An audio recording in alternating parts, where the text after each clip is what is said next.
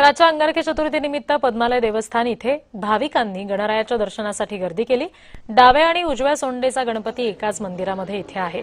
भीमानं बकासुराचा वध केल्याची सुद्धा या मंदिराची आख्यायिका सांगितली जाते। अमोद आणि प्रमोद असे गणपती बाप्पाची इथली नावं आहेत।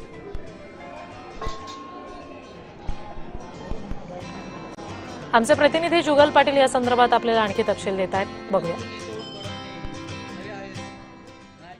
अंगारकी चतुर्थीनिमित्त देशभरामध्ये आज गणपती बाप्पाच्या मंदिरांमध्ये भाविकांनी दर्शनासाठी गर्दी केलेली आहे।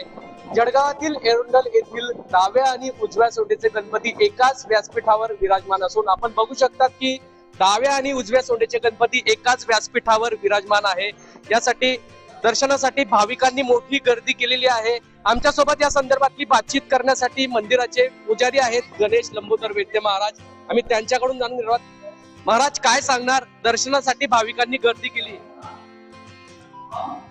वैशाख कृष्ण चतुर्थी हा अंगारकी योग आहे। संता हे 3.5 पीठापैकी एक पूर्ण पीठ आहे।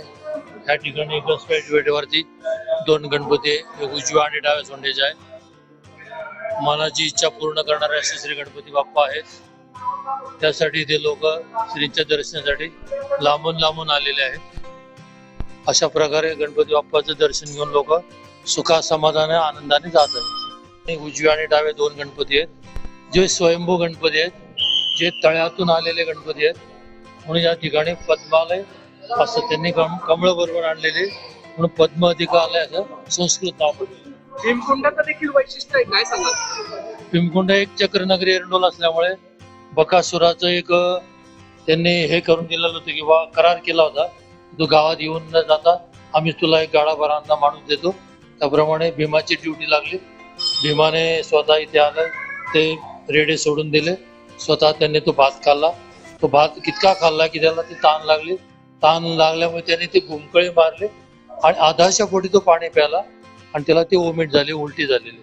अशा रीतीने ते भीमकुंड ठिकाण आहे। सकाळपासूनच हे मंदिर भाविकांसाठी खुलं करण्यात आलं होतं। आज दुपारच्या सुमारास महाआरती करत गणरायाच्या दर्शनासाठी भाविकांनी मोठी गर्दी केली आहे। जुगल पाटील, जय महाराष्ट्र न्यूज, जळगाव।